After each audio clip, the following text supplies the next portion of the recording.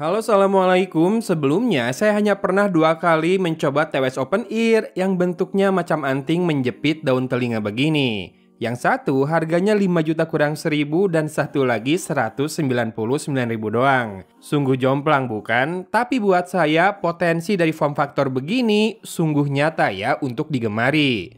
Pertama, karena nggak mudah lepas, nggak kayak earphone yang half in ear. Dan kedua, karena nggak mengganjal bagi pengguna kacamata, seperti yang sering terjadi pada open ear TWS dengan bentuk hook atau open ear dengan neckband. Dan asli, yang bentuk seperti ini tuh kayak berasa nggak pakai. Nah, pas lihat Baseus Airgo AS01 alias Asoy ini sudah mulai resmi dijual di marketplace lokal, saya langsung gatal ingin mengujinya. Dengan harga 299 ribuan saja, saya nilai ini upgrade banyak dibanding yang 199 ribu, meski rasanya belum bisa mendekati banget ke yang 5 jutaan. Sesuai harga atau bahkan lebih sih sebetulnya. Tapi yang jelas jepitannya nggak bikin sakit karena cukup lentur, meski nggak sefleksibel Bose Ultra yang sangat premium itu.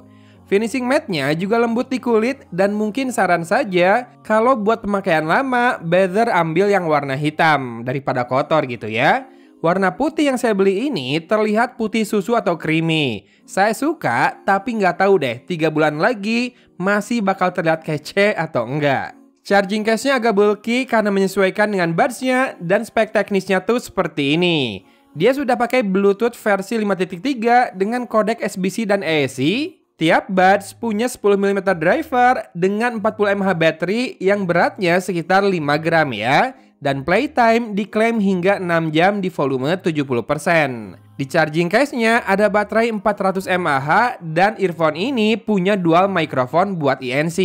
Dan ternyata juga mendukung dual device connection alias multi-point connection. Plus didukung juga oleh aplikasi Baseus. Oh iya, ada low latency mode juga, namun harus diaktifkan di aplikasi atau kamu set ke touch controlnya ya. Dan setelah saya lihat di aplikasi Baseus, saya baru sadar kalau Airgo Asoy ini by default menyala di mode Bass Boost. Di update firmware selanjutnya, mode ini tak lagi jadi default, dan di aplikasi ini kita bisa atur juga equalizer, ubah touch controlnya, cek lokasi terakhir dari buds ini, serta toggle untuk mode Bass Boost dan low latency-nya. Lalu saya mulai pengujian seperti biasa dan bass shaker test aman ya. Malah hampir gak kedengeran ada suara nih. Ini artinya bass yang dihasilkan tipis dan tak terlalu fokus, tapi jadinya nggak ada rattle maupun burst. Virtualisasi cukup akurat membedakan kiri dan kanan, jaraknya pun terasa. Yang kurang terasa itu justru jarak depan dan belakang ya, rasanya terlalu mendekat ke arah tengah. Buat gaming PUBG Mobile, terasa cukup lively dan arah lawan cukup bisa ditebak, detailnya pun masih ada, jadi kalau ada langkah lawan atau suara mesin kendaraan musuh mendekat, jelas terdengar.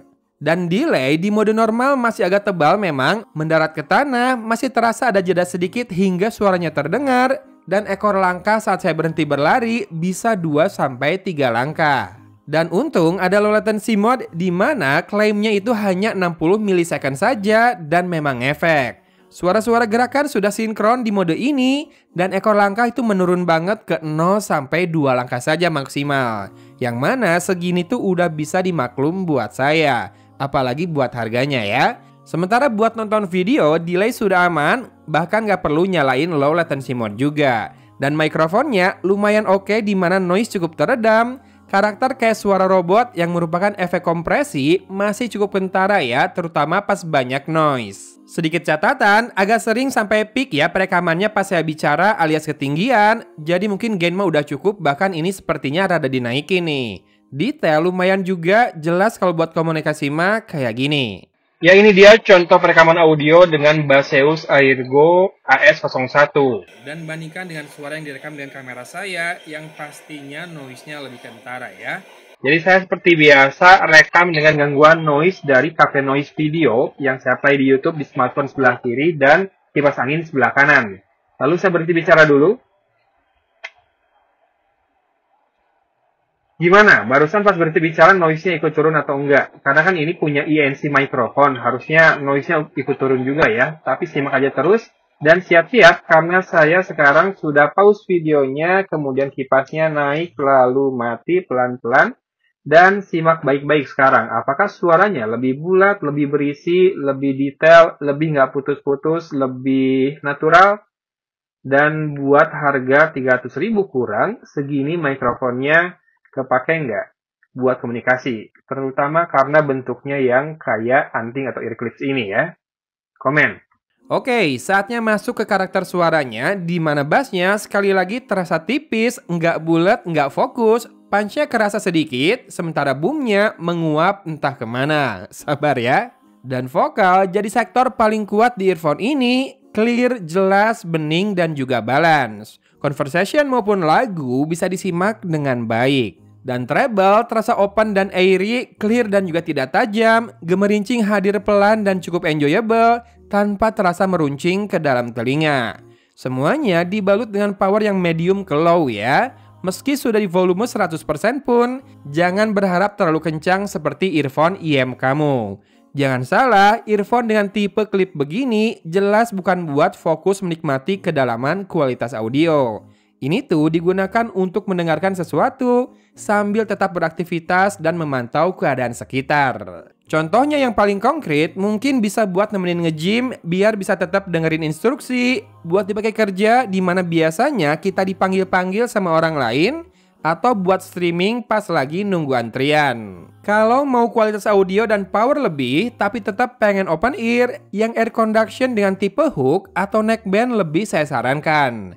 Udah banyak kok yang terjangkau, semisal Soundpeach Run Freelite, yang itu udah multi-point connection dan juga kodeknya LDAC loh. Kalau mau, saya taruh linknya juga ya. Tapi kalau mau yang paling nyaman digunakan secara terbuka dan bikin berasa nggak pakai, ya ear clip gini ya yang cocok kalau menurut saya mah. Seringnya malah saya lupa kalau ini masih dipakai, terus saya pergi keluar dan kayak pakai anting ya. Atau bahkan pas masuk ke WC juga sering kelupaan. Kalau buat dengerin podcast atau kajian, ini udah cocok banget. Yang penting isi kontennya tersampaikan ke otak kita kan?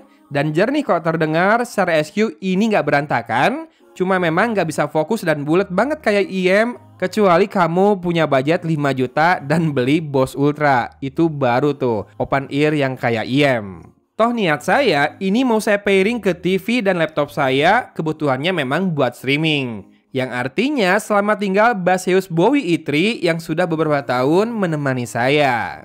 Iya, dan kayaknya beberapa earphone bekas review dan bekas pakai juga akan saya upload ke lapak secondan saya ya. Jadi selain cek link pembelian Baseus Ergo Asoy alias AS01 ini, please cek juga link ke lapaknya Agon Store ya. Oke, videonya saya tutup di sini. Wassalamualaikum warahmatullahi wabarakatuh.